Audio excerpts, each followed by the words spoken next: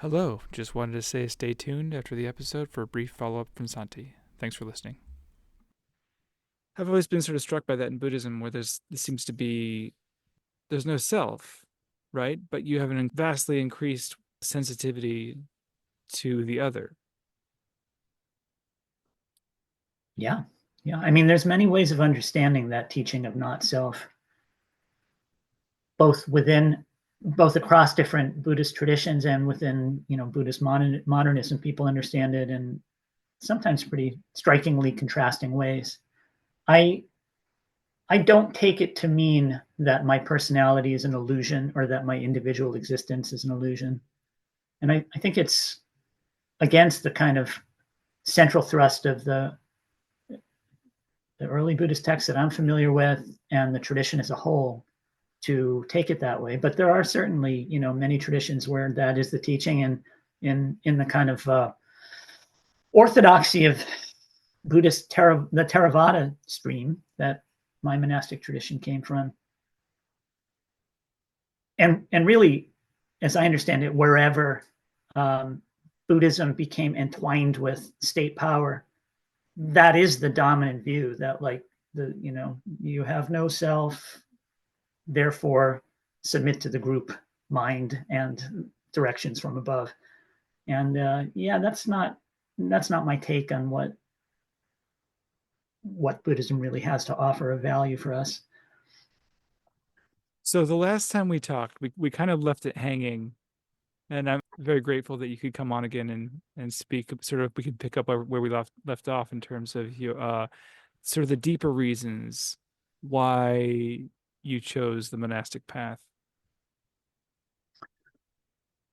It, Well, I thought we were going to talk about the nature of consciousness, we certainly are, and and I think you're asking the same question in a way. It Mhm. it really was my driving spiritual question on and off for a big chunk of my life. Like, what is this mysterious existence of mine, which is all tied up with my awareness of it?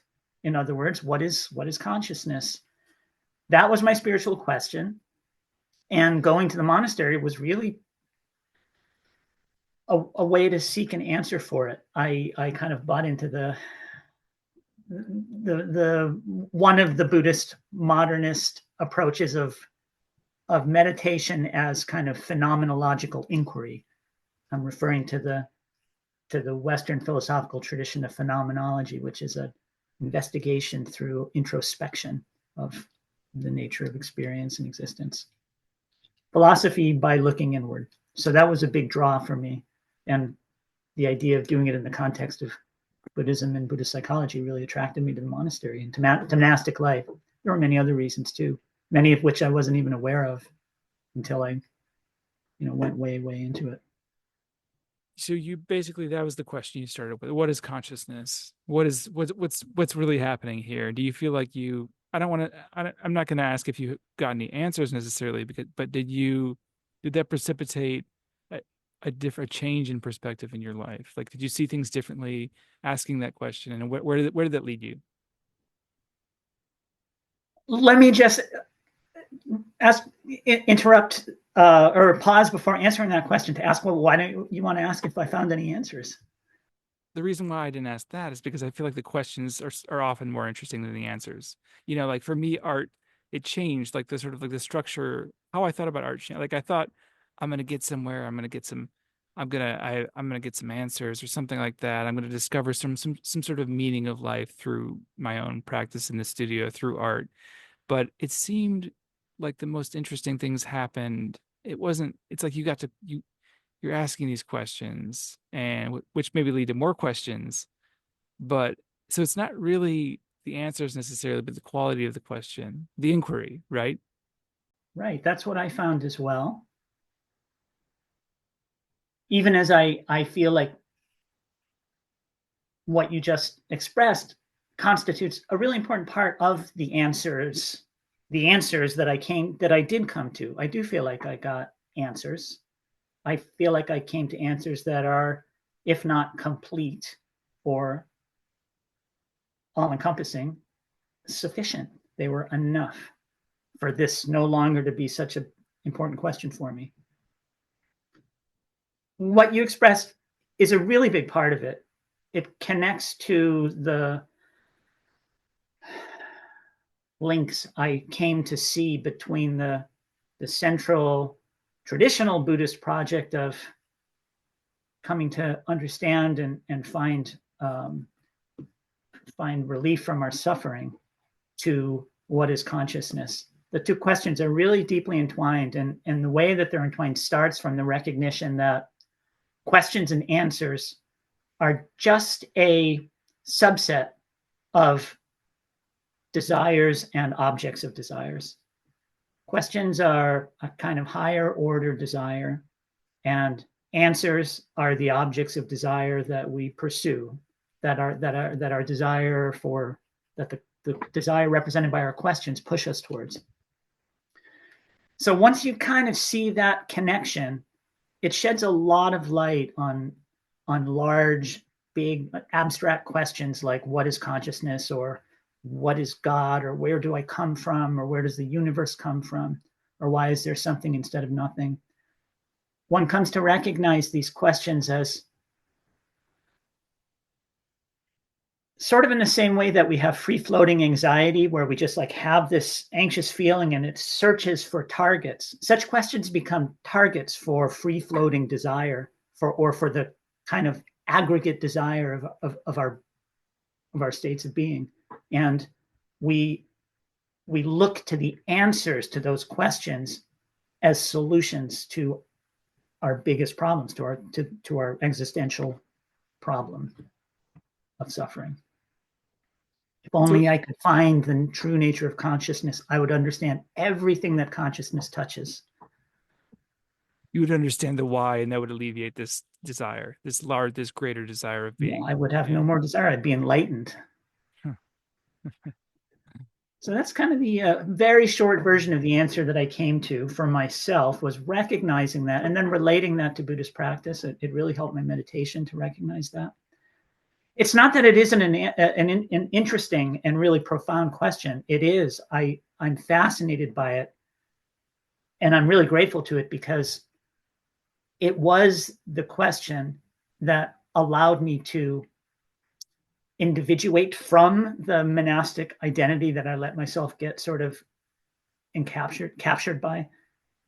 It freed me from the monastery in a sense. Not that I was a prisoner, but I imprisoned myself in some ways. And it was, it was a turn that question led me to, that allowed me to kind of start thinking for myself again after going with the kind of dogma for a while. Would you say you were liberated by coming to the conclusion of desire being the sort of driver behind asking these questions or the search for meaning, what it is, what's going on here, what is consciousness, the deeper meaning? Well, there's one piece missing, which is Yeah. that I wasn't satisfied with the answers that I was getting at the monastery. That's the missing piece Yeah. here. Yeah. That's That feeling of dissatisfaction with the answers that my monastic teachers and the Buddhist traditions I was reading provided weren't quite enough for me, spurred me to break out a little bit, to start reading more widely, to start reading much more deeply than I ever really had in science, which I studied some when I was younger, but without the quieter mind that you cultivate as a monk, and in Western philosophy, and widely. I picked up the books and went for a deep dive, and found that there was a lot of Dhamma beyond the Dhamma of the early texts, for example, or Buddhist tradition. what were some of the answers you were getting at the monastery that weren't satisfying? Well, one had to do with on this topic of consciousness, with the kind of tension within and between different Buddhist movements, both traditional and modern, between what we can call the non-dualist strand and the everything is conditioned strand, that there's a kind of that consciousness is the cosmic principle, that everything ultimately comes down to a kind of ultimate cosmic consciousness. There are many flavors of that belief system, and some of them are Buddhist. There are Buddhist practices that where the practitioners consider themselves non-dualists, recognize themselves in those kinds of terms, and then Theravada orthodoxy, which holds that no, consciousness is conditioned, it's temporary, it's particular, it comes together and it comes apart like everything else. And there's a real tension there. And as someone educated in a modern Western style, I have the psychology of needing everything to be consistent. Like I can't kind of hold those two things as both being equally good descriptions of how things are. The tradition that I was ordained in is a little bit syncretic. They're kind of in between. They go back and forth a little bit. And the particular order that I was part of embraces the Thai Buddhist concept of the Puru, the one who knows, who is kind of like that, closely aligned with the idea of cosmic consciousness.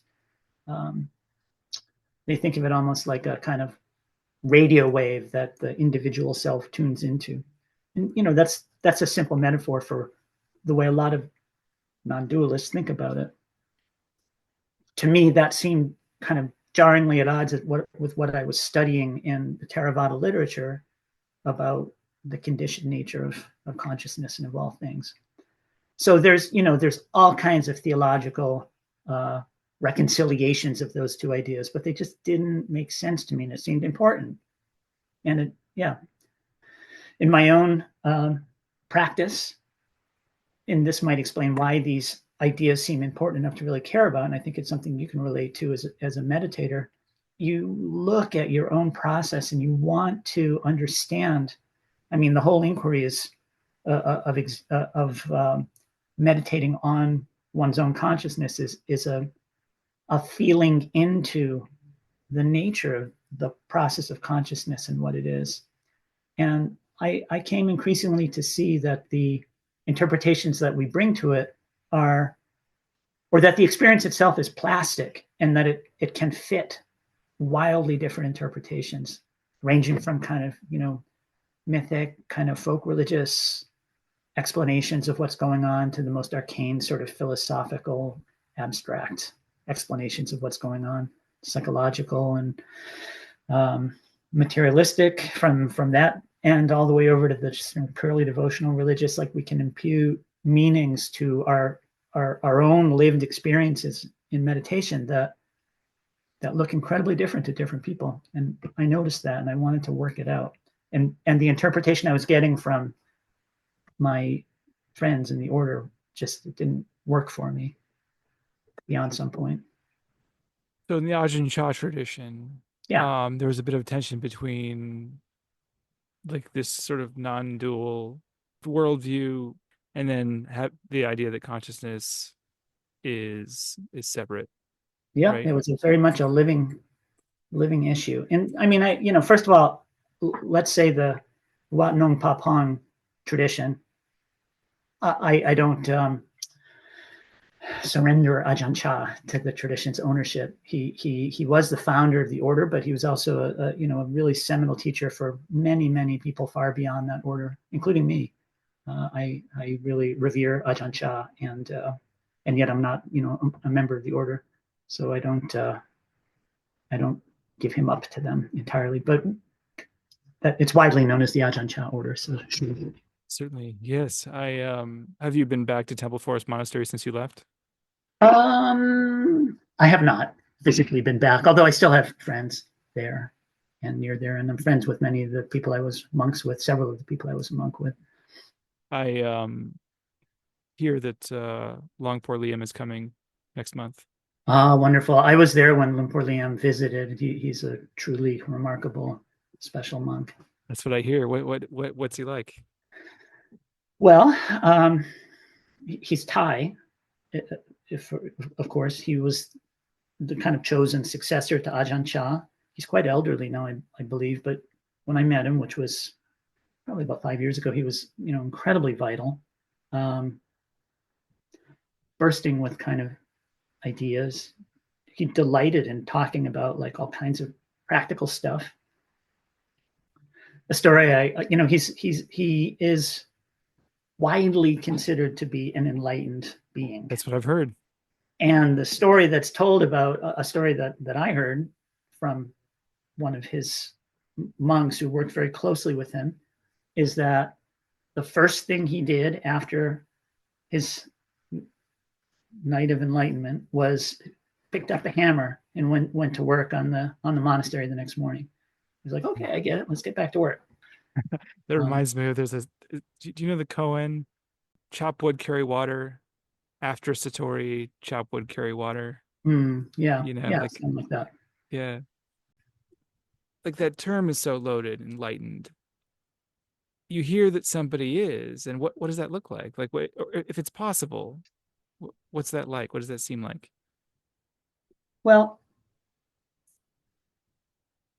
it's not a term I use very often. I'm pointing to the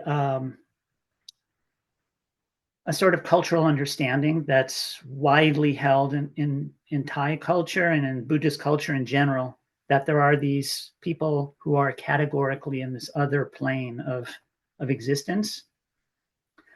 That's not really how I think about existence. I don't think there's more than one plane. Um, I don't want to disrespect in any way Lumpur Liam, who I really admire tremendously and felt, yeah, this is really a special person. But he exists like anybody else in a particular cultural context, a particular set of circumstances in which that's a meaningful kind of designation. What is enlightenment? I think it's, the spectrum from ignorance to enlightenment, I would say is more of a spectrum than a binary. The That's good. idea of a breakthrough to a absolute, complete, total end of ordinary consciousness while still alive in a human body. It's a kind of ideal which can be either helpful or damaging. I see it to be both, often to the same person, often for the same person. Does that make sense? It does. Thank you. Do you believe in karma? Well, it depends what you mean by karma. Tell me your idea of Well, karma. I suppose I'm asking if you that think that the energy continues in some way, maybe after this life into a different existence. Has it I mean, been this is somewhere? this Because is another of the most ancient of these most ancient, most global of questions. In fact, I haven't played chapter and verse in a very long time, but one of the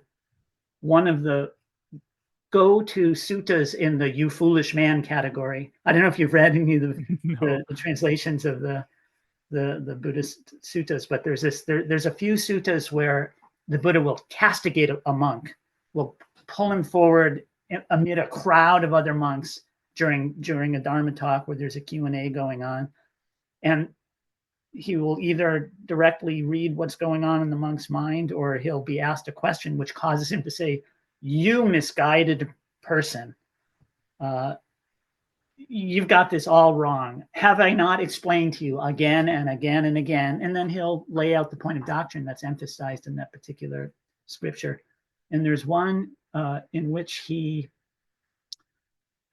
sees that a guy is thinking, that is wondering, well, what could go on after death? Like, what kind of thing could it be? What is this thing we call karma? And he says to himself, it has to be consciousness. It doesn't make sense if it's not consciousness. And the Buddha, like, just says, you foolish man. Have I not said again and again and again that consciousness is conditioned?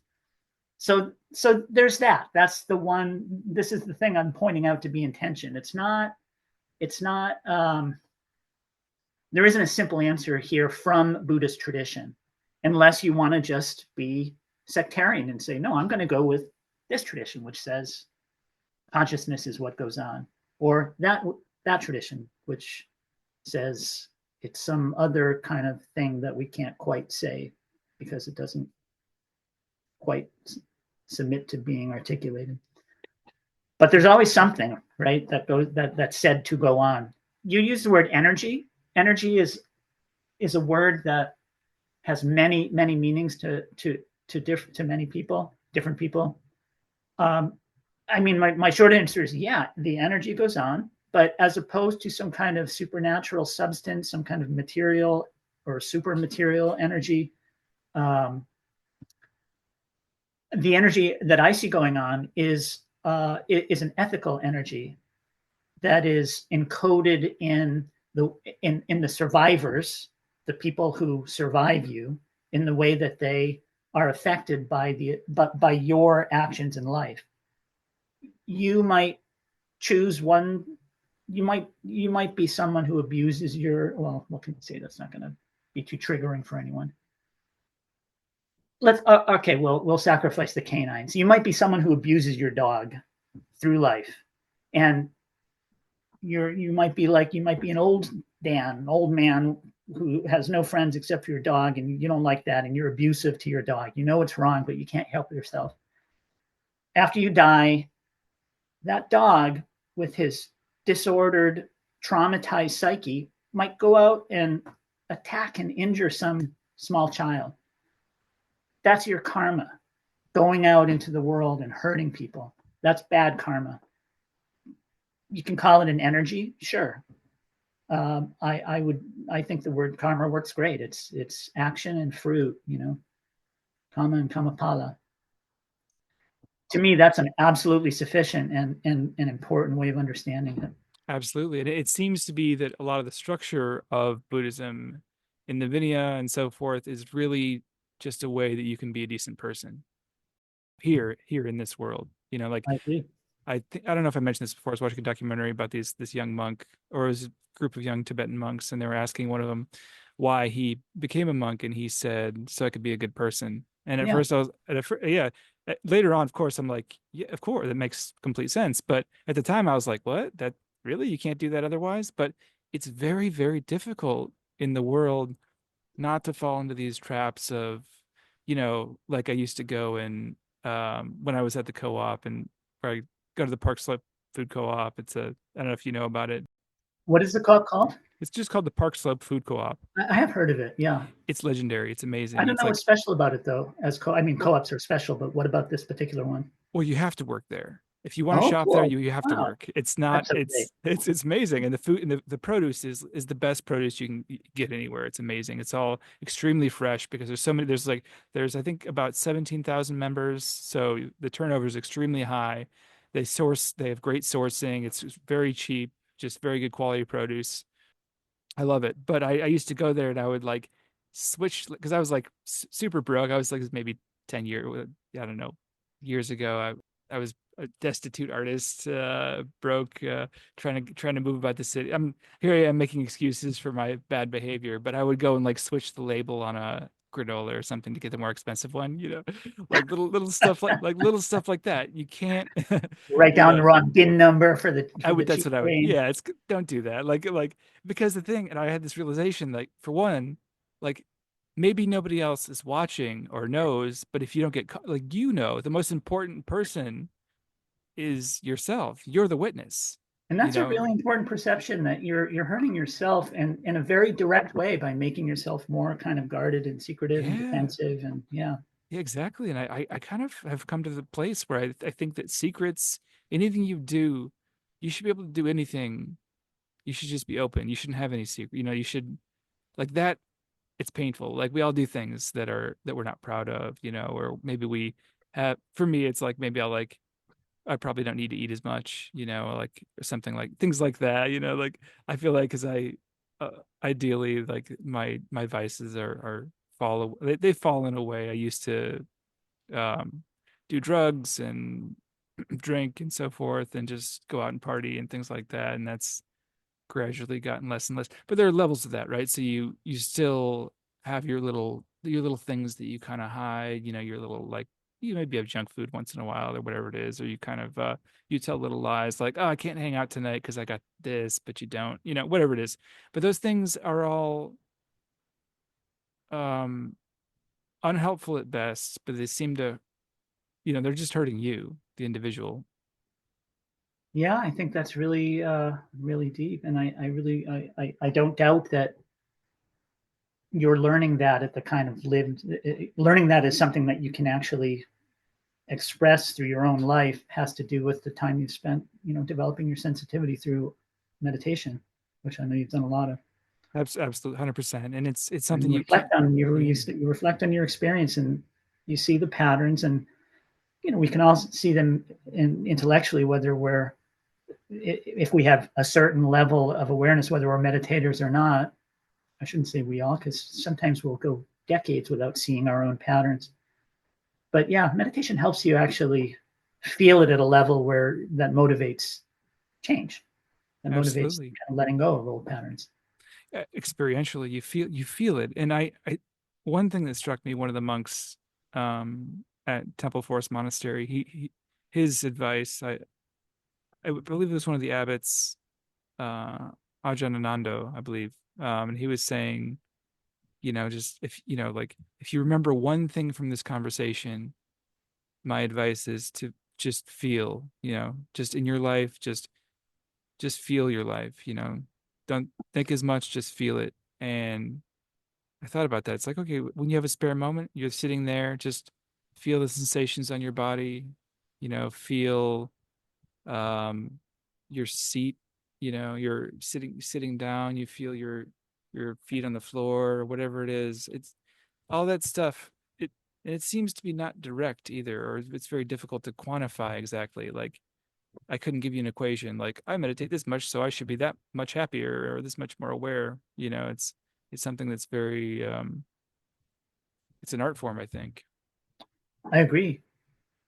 A central kind of element of the art form for me is being conscious about the direction of your feeling, your attention to feeling. There's a beautiful capacity we have to reflect on how we feel about what we've done, to reflect on our actions in an ethical way. How do I actually feel about that conversation I just had? Can I stand behind what I said, or was that kind of shitty of me? You know, and we can reflect ethically on what's happening right now and how we're acting in the moment. And we can look ahead and think about the comma of what we're doing. Like, how is this going to play out? How am I going to feel about that? And that is a kind of priceless guide to action, which is articulated in one of my favorite suttas, the Buddha's advice to his son Rahula. The Rahula, I don't remember the name of the place. There's two Rahula suttas. It's the one that has a place name in it as well. And he says to his son, this is the entire content of the sutta. Like, here's your practice. Things that you're about to do, before you do them, reflect on them. And things that you're doing as you're doing them, reflect on them. And things that you're going to do, think about how they're going to play out, reflect on that, and reflect on it in this particular way. And he names it for each of the three times, which is it for the benefit of myself? Is it for the benefit of others? And is it for the benefit of myself and others? And that's a lot of words, but it's not a an articulated reflection. It's something you feel. You just kind of feel like, no, that's not good, or yeah, that's more of that. And I just love that ethic. It's a kind of combination of like all of the branches of Western ethics. It's utilitarian, you know, maximizing the goodness all around, especially that last phrase, like you've already named for myself, you've already named for others, you've already named for myself and others. But it's also about values. You know, it's in Western philosophy. There's virtue ethics where it's like it's, you know, you're living for goodness when you really embrace that. You're living for a virtue. And then there's like obligation, there's deontology, where you're living because we have a kind of responsibility to each other. And it's all there for me in that form of mindfulness. I know many Buddhist traditions pay a lot of attention to the importance of um, ethics, conduct, morality as a sort of foundation for practice, but it's often expressed in really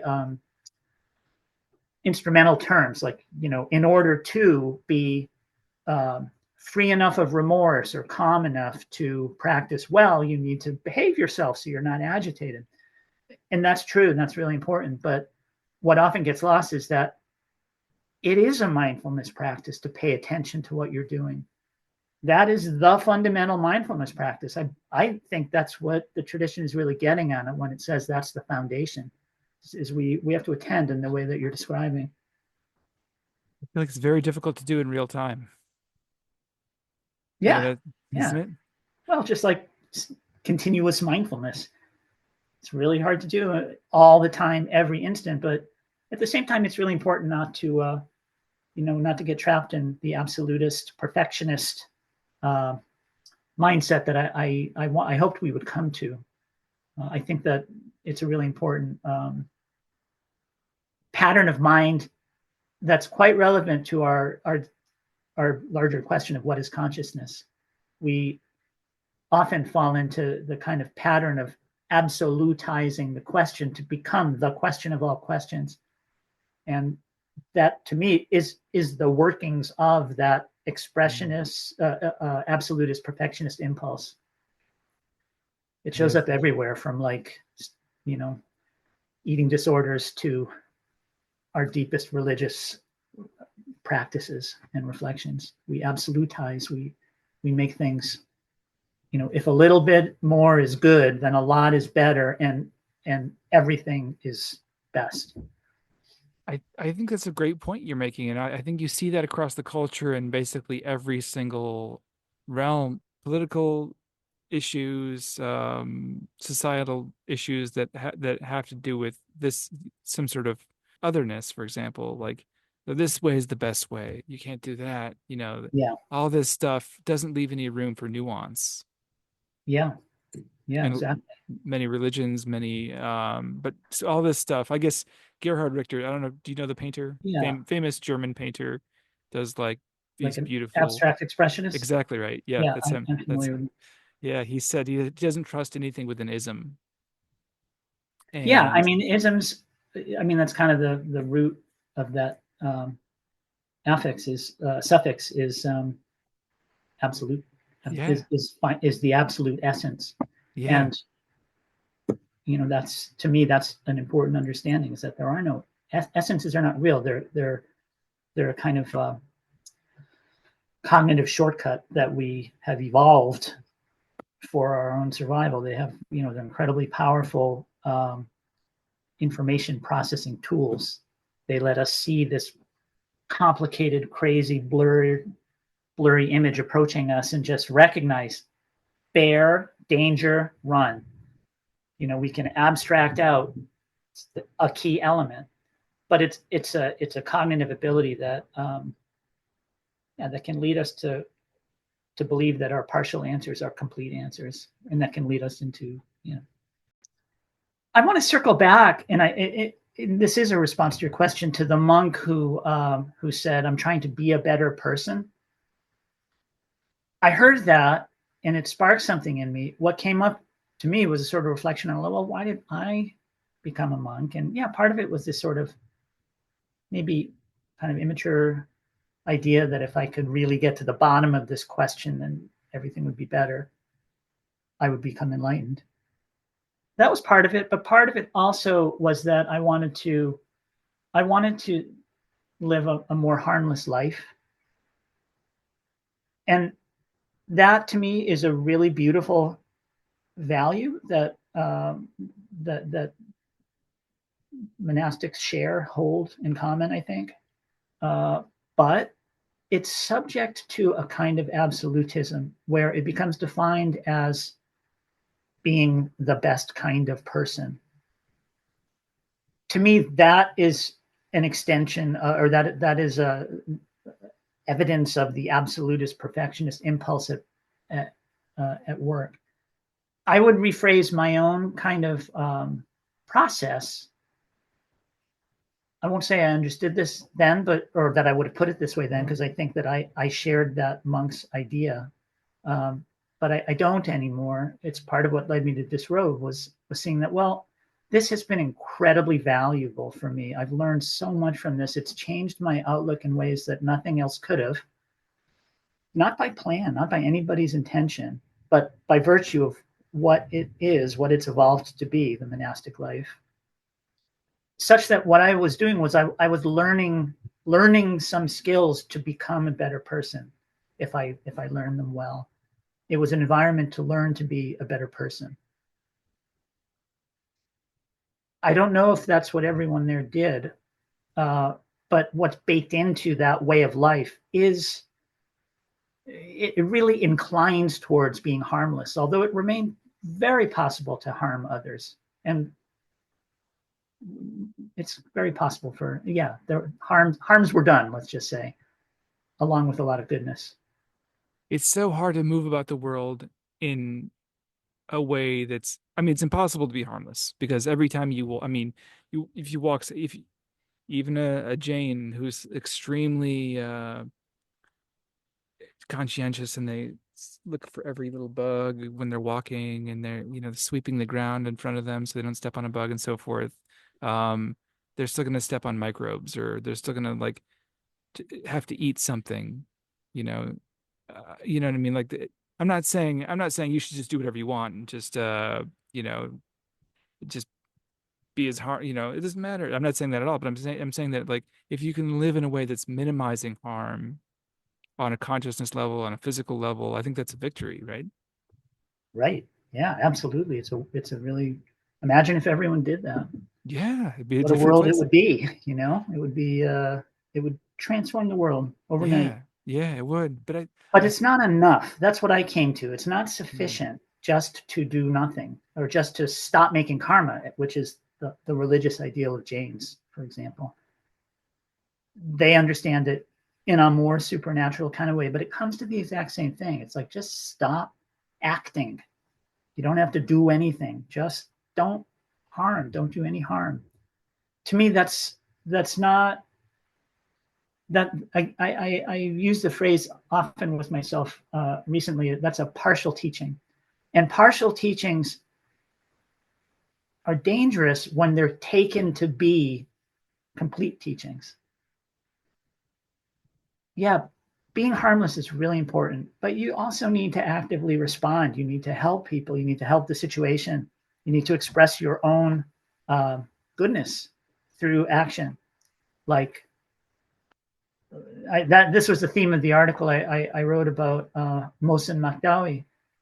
He is not just sitting by while his people are subjected to de facto, we don't have to argue about the word, but either genocide or something really genocide. He is responding to it from the depth of his being, in my view, with a lot of goodness, and and that's important that he do that. If enough people do that, then that's going to steer the course of events in a positive way. That's karma.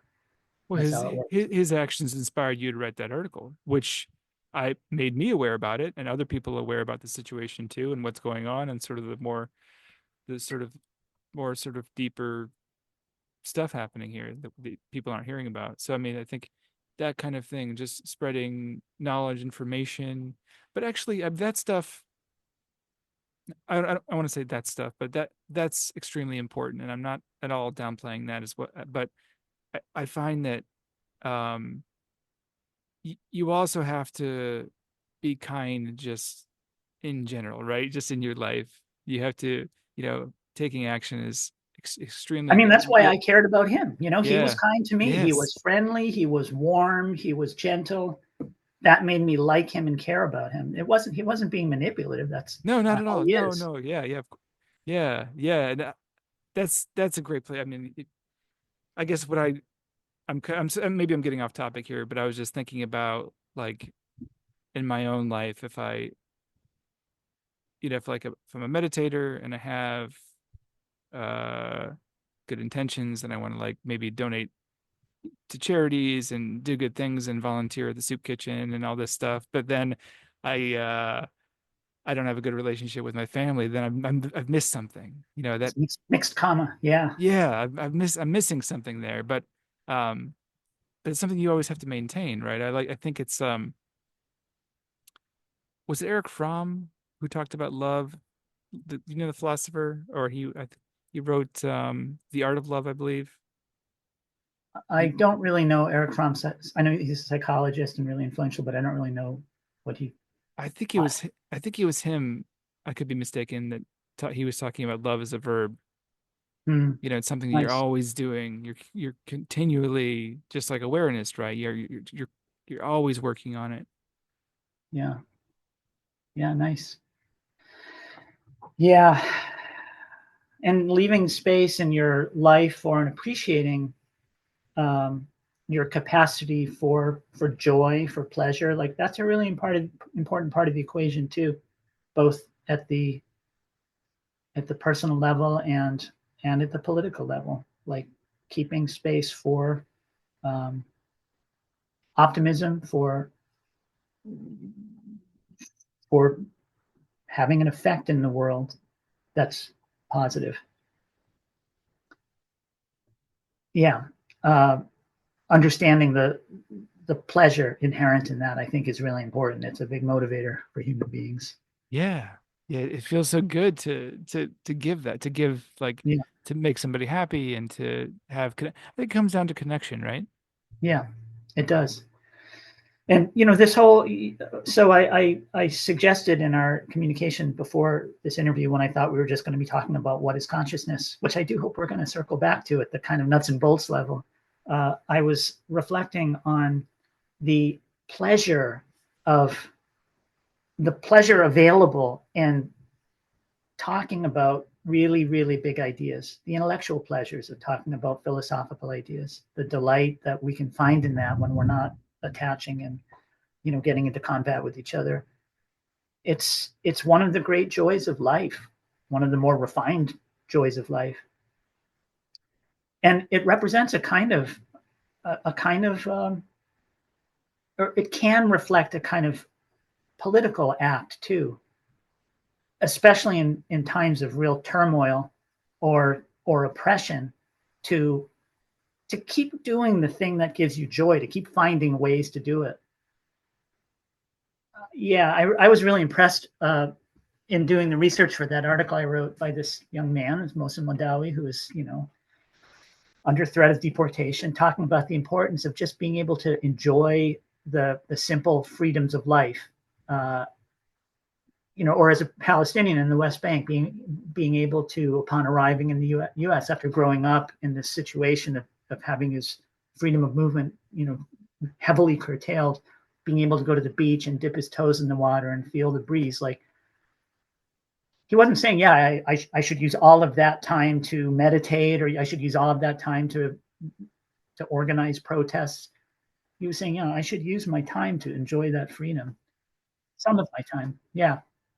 That's how I feel about talking about consciousness. Like, I love this topic. I think it's really, as long as it's, doesn't become, as long as I don't make it into a ground for suffering, uh, it's a delight.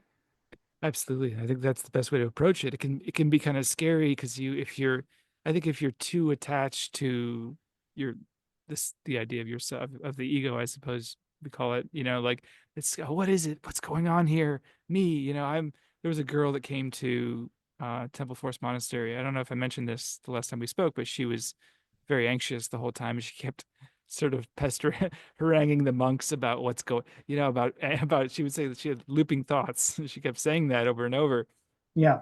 And they were just like, I don't know, like they were trying to like sort of help her out a little bit and just talk with her a bit, but she was stuck on this, oh, what's happening to me? What's going on here? Trying to ask the questions of what's happening on a deeper level, but through the lens of the self, which can be very maybe destabilizing or confusing. But I think I approaching it the way that you're talking about, from an untethered perspective is just it is very liberating because it's just such a beautiful thing. We're talking about really everything, all the things that exist, and it's so rare. What an amazing opportunity to be here, to either have a consciousness or to be a part of this one consciousness is truly it's remarkable. What are the possibilities of this, right? Yeah, yeah. So I want to talk more about what you're sort of getting at the deeper nature of consciousness. But first, where's most in that right now? Where's the get us up to speed? Well, my understanding is that he'll be spending like 85 fewer days at least in prison, which is a big gain. He was in for over 2 weeks, I think, before this sane Vermont judge, not part of this Louisiana gulag system they've managed to build outside of the kind of ordinary sphere of law.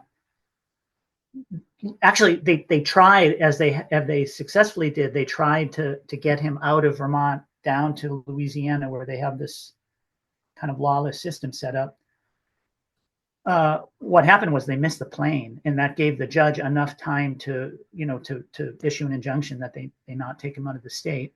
And then he had a deportation hearing where he was released, or not a deportation hearing, a hearing where he was released on bail, and that's what happened. But he's out of prison until the next hearing, and hopefully beyond that, hopefully they'll you know allow him to stay in the U.S. and continue his lawful residence, and hopefully continue his progress towards citizenship, which is what he's doing. He's trying to naturalize as a U.S. citizen. I I think Um, that's yeah. but I it's was huge, not to be in jail. It's the difference between being in prison and not in prison. It's great. well, yeah, I think it's hard to understand as a person who's not in jail. It's very difficult to even comprehend how miserable that must be, and just we're so lucky to be able to be relatively free, Mm. And I was really struck by his story of seeing one of his friends get shot, and they were throwing. You said they were in the article. You talked about that a bit, Yeah, and just kids, messing around, throwing rocks at the tanks or something, and like all kids do kind of stuff like that, and it's uh, certainly all kids are subject to peer influence like that to sure I do would have. something stupid. Yeah, I've done countless stupid things that might have gotten me killed in that Me situation, too. Or hurt other people. or hurt other people. I Yeah, didn't get. Yeah. Anyway. yeah. But maybe we can get him on the podcast at some point. I'd like to speak to him. Oh, good luck with that. He's He's he kind just of had an article published in the front page of the Times today. Like yeah. Well, oh, indeed, yeah, maybe he would be interested. yeah, He's a yeah. practicing a Dhamma practitioner and is really Certainly, interested in kind of spiritual issues. So certainly. that's Does he not what the practice? Times is asking him about. Or But that's an important piece. it's a hugely That's important yeah, piece. I mean, um, it provides a kind of foundation for social and political change that's peaceful, that leads to the good of oneself and oneself and others taken together. yeah. And I think if we can just inspire other people by our actions, by um, I think leading by example is really important in terms of um, like it's one thing to be a meditator, but it's really how you act. Like, how does this manifest itself in your life? Just in the way of circling back to be just the young monk wanting to be a good person. It's like, Exactly, that's what I was getting at. So it's a very a common a path that people commonly go down when they get really into meditation is is the one that I went down, to think, well, what if I just did this? What if I just devoted my whole life to doing this? It was really valuable for a time, but maybe what was most valuable about it was discovering that no, this is actually not the best end for my life. This is a means to life, to come back to life as with better skills for being a good person. how does your experience in the monastery, how do you feel like that's manifesting itself in your life now? The things you learned. Um, it's hard to answer because there really isn't any way that it's not affecting my life. It really helped me kind of shift into who I am now and what I am now, which is a little bit different. I just have a different outlook on things. That's more maybe a little less guarded and more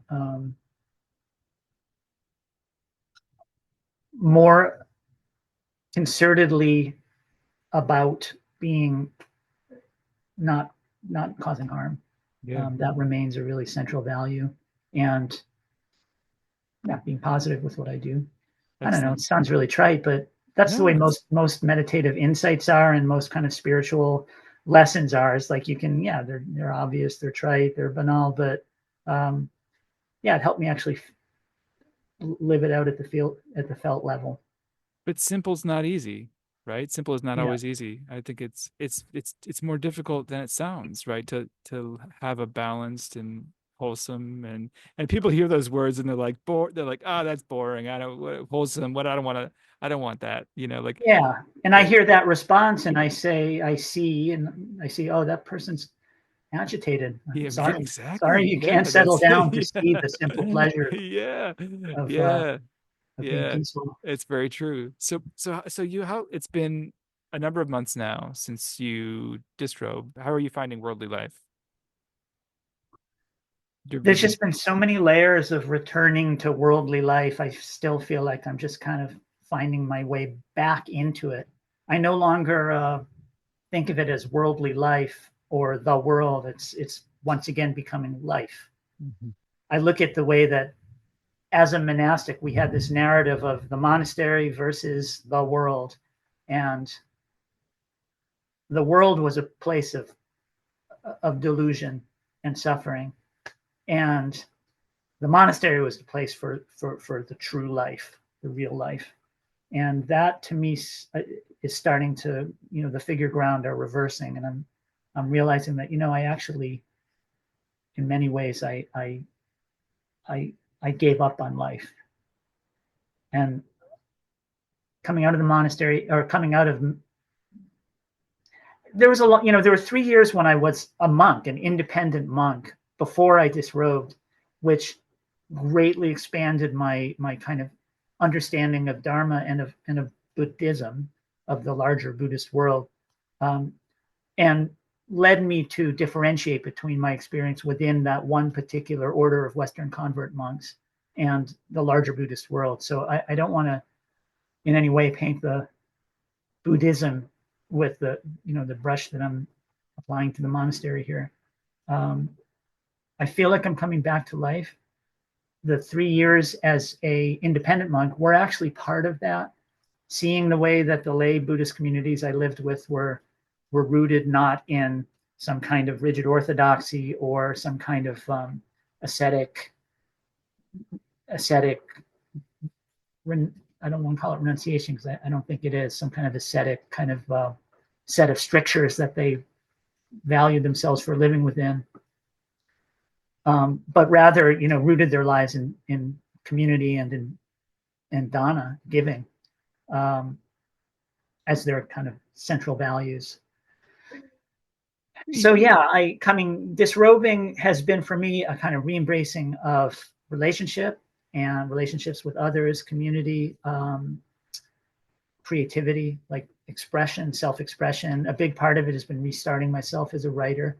That happened while I was an independent monk, and is continuing apace as a, um, a layman. what are you working on now, writing wise? You know, I'm still actually in the phase of catching a breath after that sprint to write that article about Mohsen Madawi's case. But I had been working for about 6 months in a way that wasn't getting me to the end of my draft on a piece about Israel Palestine. That issue has caught my attention like no other in recent years in the political realm. As an American Jew and as a Buddhist, I actually call myself sometimes playfully a Hujubu, a humanist Jewish Buddhist.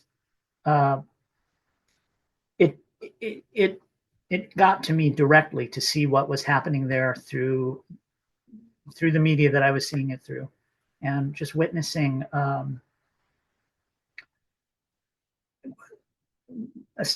I won't, unless you ask me about it, go into my views on that issue, but I will. I will say that I felt called to speak out, to speak on it, and I thought that what I could offer of value was a discussion of what are the relevant Dhamma teachings that that apply here, that apply to thinking about and understanding the situation. So I was working on that for about 6 months, and I have like 3/4 of the draft of that part of it, but there was a piece missing, and I'm only now kind of recognizing that the piece that's missing is, I actually do need to go into my views of what's of how this is, not just to say what these teachings are in a way that a wide swath of people will be able to hear, but to risk kind of losing people who have, fixed views of it that shut out other ways of thinking about it. I have a cousin who said this really wise thing. She's a writer as opposed to a meditator and Buddhist, but she's a good writer and really productive one. And she said, when I'm working on a draft that I get stuck on, I just try something different. And I realized that the thing, like what I need to let go of, is the idea of not taking a side, not that I see the sides as, I see there to be only two sides, but we do need to take up views. Non-attachment to views has been absolutized in many Buddhist circles to mean just don't have any views at all, have no views. I understand it more as a teaching about not having fixed views. Rather, you have the useful view, have the view that works, that's for your own good and the good of others and the good of yourself and others. And when it's no longer that, let it go. Have an honest, clear view relevant to the moment. Yeah, I think you could basically sum up, if we all lived by just that one sutta, I think the world would be would be also in that would be a vastly different place, right? Yeah, Because it would. So I'm working on that essay, and I'm going to bring some views into it, and that's what's coming up so next. where can people find that? I have no idea Will it be who on your would site? publish that. Pardon me? Will you put it on your website? Yeah, for sure. Definitely, I would do Cool. that. Cool. And so it's finding Santi.com, right? Org. .org. Okay. Findingsanti.org. Okay. We'll link it on in the bio. I think we did last time as well. But are you teaching now too? Yeah, I'm going to be doing a retreat actually in 3 weekends, May 16th, 18th, in Colorado at what's called the Drala Mountain Center. It's actually a gigantic residential retreat center that used to be affiliated with the Shambhala movement, but is now an independent and kind of pan-Buddhist, pan-Dharma um, retreat center. It's supposed to be incredibly beautiful. I'm looking forward to seeing the Rockies again. And yeah, so I'm doing teaching when invited. It's not really my main focus, but I love it. I'm very much I see as part of what I have to offer a kind of deconstruction of the culture of guru disciple, which still lives on in the way that many Western and even secular Buddhists think about the teacher. Um, I was a professional teacher before I went to the monastery, and really am fully bought into the kind of modern educational approach of learning as a partnership between spiritual equals, and I see there are psychological needs that the guru disciple model meets that are real and that can be valuable, but they don't fit my psychology, and I think they don't really fit a lot of people's psychology in the modern world. I think they lead people. They can often create as much harm as good. Hmm. I Yeah. think they can be really helpful to people. It can be really helpful to have a teacher that you have a kind of faith in, but it can be very easily overdone, carried to unrealistic dependence on less than perfect beings. Yeah. Yeah. It seems like you're really, really making an effort to use your experience to inform action in the world that is positive, right? Like I'm it seems glad. like you're very conscious. Seems like you're very, very conscious of your impact and how your actions sort of ripple outward. And that's the sense you get of me. That's my understanding of. In that sense, I'm wholly a believer in karma.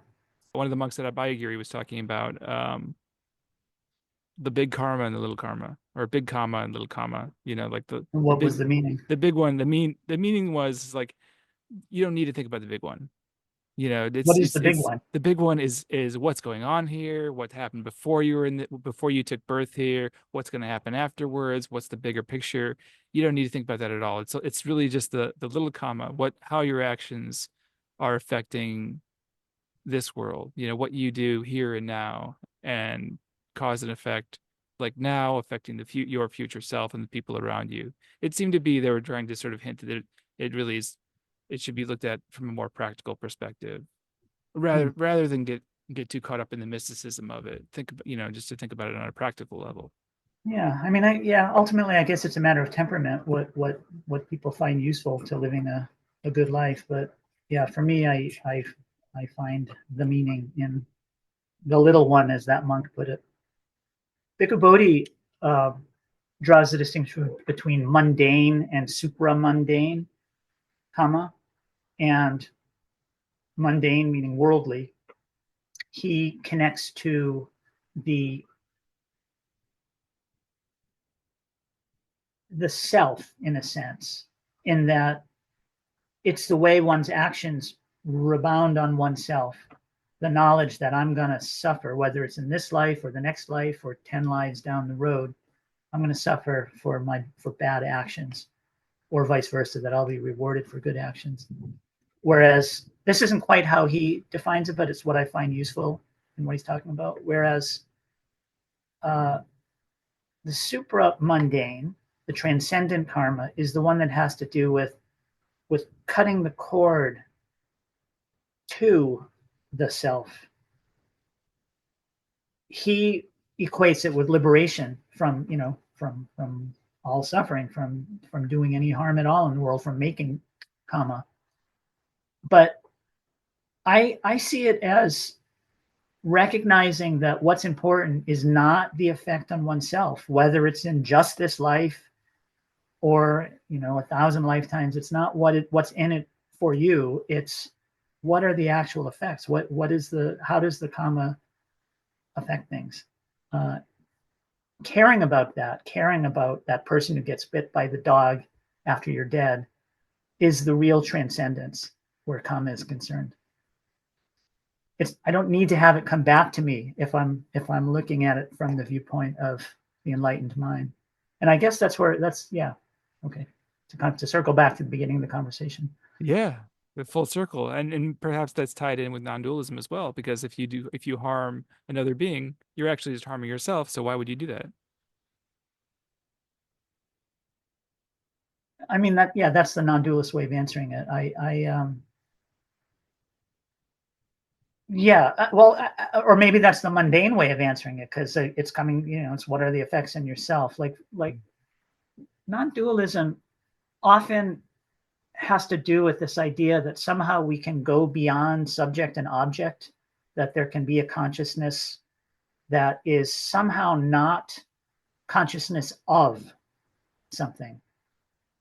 What I kept finding in all of my time as a meditator and all of my readings of descriptions of enlightenment experiences and samadhi experiences and breakthroughs is that even though they're often represented as reflecting going beyond subject and object in some way, they didn't look like that to me. There were still descriptions of stuff that someone was experiencing. And what I concluded from all that was that it's just a kind of accident of language that we can say beyond subject and object. It doesn't have any meaning in the world, in actuality. We have these incredible imaginations, and we can imagine things that simply are not things, that are not possibilities of reality. And that idea of going beyond subject and object, I mean, in the Buddhist writings, enlightened beings have a perspective. It's not that they're not, that they don't, that their wisdom is not concentrated in a location of one being. I mean, of course, there are supernatural powers imputed to different kinds of enlightened beings, but every description you read is going to be of like somebody seeing something or from a certain viewpoint. When we talk about an objective viewpoint, what comes to mind is something that is from a viewpoint, maybe a viewpoint 1,000 miles up in the air looking out over the earth, but still from a viewpoint. Even the description of like the arupa jhanas, of like the sphere of nothingness, there's always a description of it being perceived in some way, until you get to the sphere of neither perception nor non-perception, and then it's just like a bunch of kind of mystical invocation of pointing towards something that you can't quite imagine or discuss, but somehow need to take on faith. Yeah, Yeah, go ahead. that just trips me out, right? The Kings were all, but I'm just when I just had an acid flashback just now. It's You're welcome. yeah, Or I'm sorry, I don't whoa, know what's appropriate here. no, it's good. No, but it is like what, like we can't really imagine not having a perspective. That's a great point you make up just about perception, because there really can't be anything truly objective that we're that we know of, right? Or is that even possible? Or what would that be like?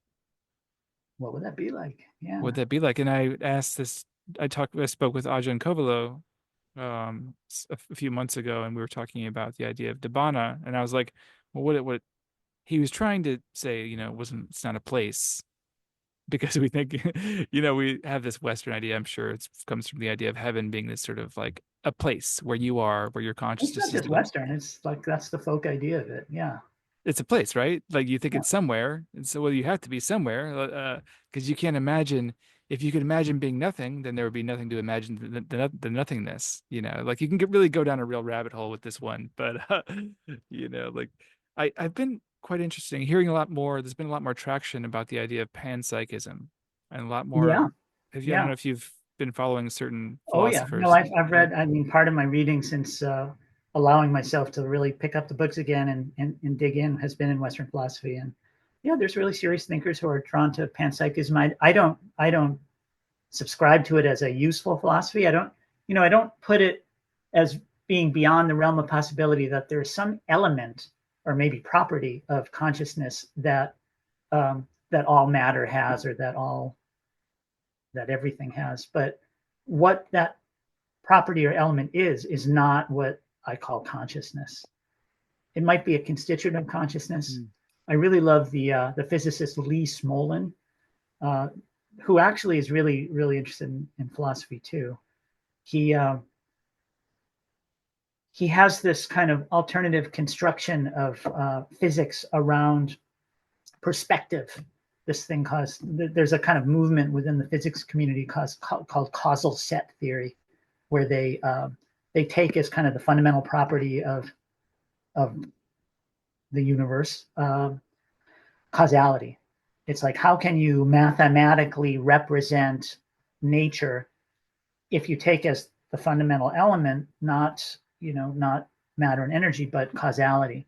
And apparently they can go pretty far with it. I don't understand the math of it, but it's they're making a model, a mathematical model that produces laws, equations that are consistent with, or that are alternative formulations of the ones that we already kind of use and believe in. But he extends it to this basic observation that everything has a perspective, whether it's conscious or not.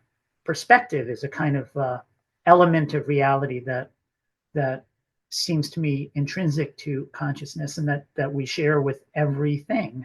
Everything in the universe has a perspective that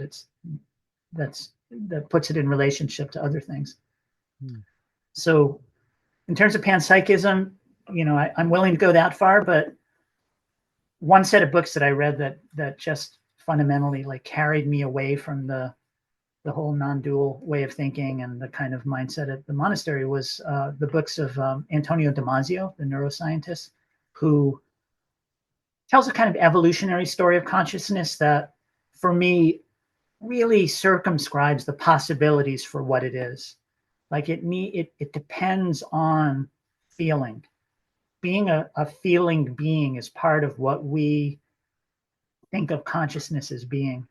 It depends on the body. Like it's through the body that we feel. So I kind of part ways with the functionalists who talk about uploading consciousness into some supercomputer somewhere.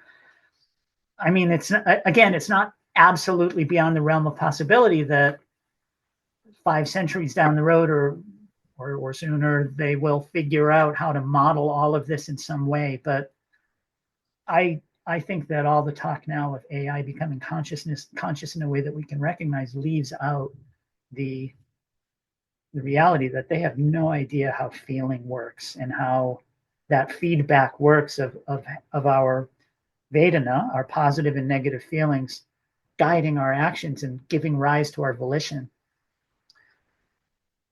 I have a lot of thoughts about it, and I love talking about it. It's such a delightful subject. But yeah, I'm not really down with panpsychism. I don't reject it in its entirety, but I think it reflects a kind of impoverished view of consciousness, of what consciousness actually is. Interesting.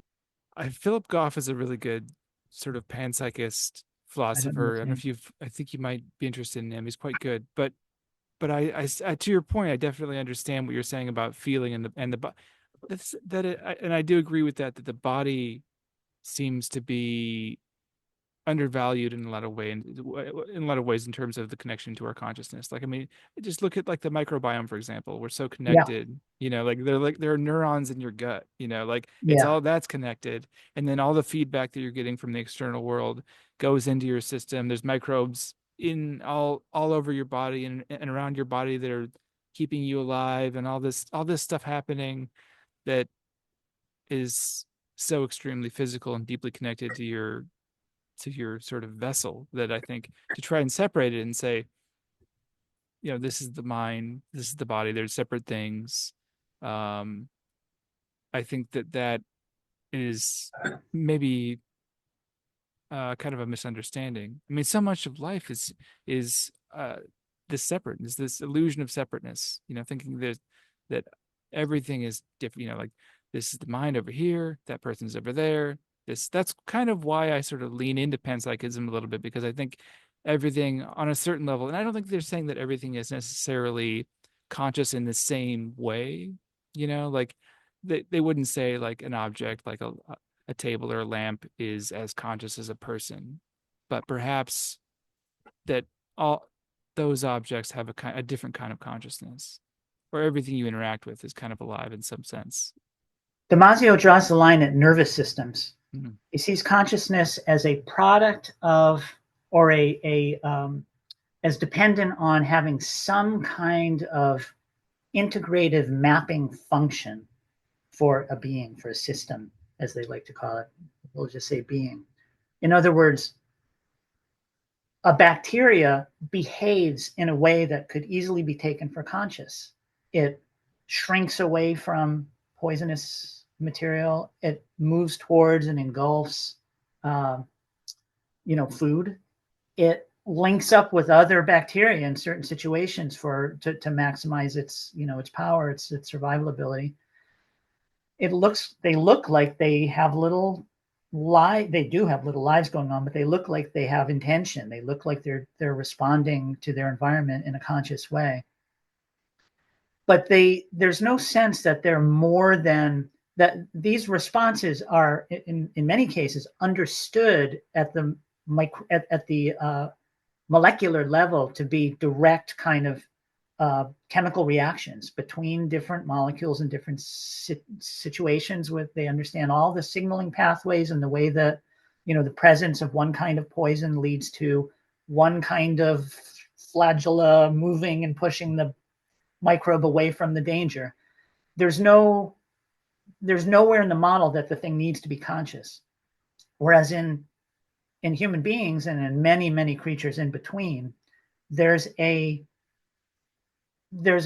biological mechanism, in many cases, like a mechanism that's understood, where the mind, the brain or the nervous system is integrating the information to create a kind of resource for response from other subsystems. And you can think of it as a kind of map.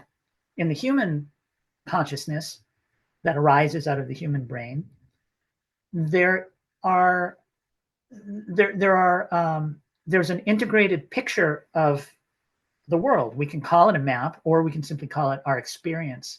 That is a resource for all of our different faculties to respond, whether it's through planning or memory or association or decision making, or movement. And without that experience, without that map that constitutes our experience, we would not work nearly as well. So the creatures that evolved the map, and you can actually kind of, it occurred in evolutionary stages that live on in less complex organisms. We died out. Evolution snuffed out the ones that couldn't have that, couldn't make that map. So consciousness, in other words, has this kind of evolutionary, or what we call consciousness has this evolutionary advantage that it confers that lets us, continue to be conscious. Anyway, that's my take on it. I'm kind of in that camp with Damasio, and the idea has been refined and investigated in ways that come very close to explaining it, but don't quite. There's still, the question of the explanatory gap and the qualia. But I don't think the answers can be outside of that circumscribed narrative. Like I see, panpsychism maybe touches on, again, an important element in consciousness, something that all things share, something really that may be a more fundamental and more penetrating way to look at nature than the physics we have now, but isn't what we call consciousness when we talk about human consciousness. And then there's there are the fruits of meditation, of introspection, that to me include the recognition that there's more than one thing going on here. Or, I mean, that's my you can interpret it as like, oh, hey, there's this one underlying radio frequency that we're tuning into. But I just see that as a theory. It's an interpretive lens that conditions our understanding of our meditative experience. For me, when I look at my own experience, I see, well, there's a lot of things going on. My consciousness turns out to be much less integrated than my image of myself is, than I imagine it to be. It turns out to be quite intermittent. It's pretty spotty, my consciousness. There was a senior monk who insisted to me, it's always there. It's the timeless, absolute, eternal thing. But actually, when I sleep, I'm actually not conscious in my own experience. I can make up stories about it and tell myself stories about how really I am, even though I'm not. But I have to be honest with myself about how I'm really personally understanding what I'm going through. Anyway, I'm sorry, I'm rambling on, but I just love the topic. I think it's really fun. I hope you'll challenge me and push back with me. Well, no, I just wanted to say that I'm happy that we're both conscious enough to have this conversation, Me and too. I greatly appreciate your talking, and you're just you're deeply thinking about these things. I think is an important thing, you know. Yeah, thank you. Just to ask these questions, I think is it's such a rare gift and a rare opportunity to possess the not only the consciousness but the volition, the will to explore these topics, which is really important. And so many, and to have the freedom to have, like, basically, I see like it's kind of an art form, right? Like you're really like looking deeply into these things. You're exploring the creative potential and the possibilities, and so many, so much. I mean, everybody is capable of that, but just like in the same way, everybody's capable of being an artist, but the few pursue it. Yeah, yeah. I mean, it can be a beautiful field of growth and discovery and sharing and learning. just as it can be grounds for suffering. I noticed, in some ways, this is a conversation I probably would have enjoyed more and even thought was more important maybe 3 years ago when I was leaving the monastery. But it has since occurred to me, this new distinction kind of came into the foreground that made me reassess the importance of this question and this kind of question. And we've already talked a lot about part of it, which was recognizing how it relates to the Buddhist teachings on suffering. But there's also a distinction to be made between kind of practical philosophy and theoretical philosophy, if you will. I noticed that many people, and I think you're pointing to this too, many people go through life without ever really doing more than dipping their toes into the big questions of life. It's just not what fundamentally concerns them. They're more concerned about family or love or career or fixing their relationship with their parents or some other domain of what the mind can do. And I noticed that, actually a lot of those people are doing just fine. In fact, some of them are more integrated and maybe happier than I am. And when I recognized that, it helped deepen that understanding of the relationship between kind of abstract questions and suffering.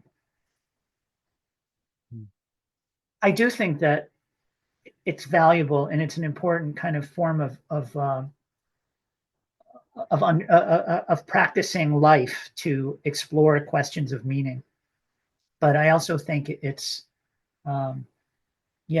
important not to privilege it, to give it a kind of religious superiority, if that makes sense. I think that can't really be understated. That right there is really, if you can come around to like the most important things. Like when I was younger, when I was sort of in my 20s and early 30s, I thought that making art was the most important thing, and I still, Yeah, it's still right. pretty good. It's it is, and it's still, to me, it's extremely important, but it's not more important than having good relationships and being a good person, or attempting to be a good person and having a good relationship with all of my family members. Like, as soon as you put that above people, the philosophy, the art, whatever it is, you just completely missed the point. So I mean, but it's you can do both. It's possible to be committed to your craft, your intellectual craft, your artistic craft, and live a good life, and it can help you too. Um, I totally agree with you. That's you have to not just can you not just that it's not just that you can do both. It's that the good life entails doing both. you have to. It's imperative. If you want to Um, live a good life, that's yeah. right. That's right. Well, I don't want to monopolize all your time, but Well, that was is a there? good place to wind up. Yeah, we can. Is there anything else you want to add before we go? Well, I've really enjoyed our conversation. I'd add that. Um, I would make a little bit of a reading list pitch. I think that for people who really care about, I don't know if you're still going to be presenting this as a conversation about consciousness. It kind of Sure, was to me. sure. I would mention that there was a couple of books that really shaped and guided my evolving, growing sense of understanding this topic.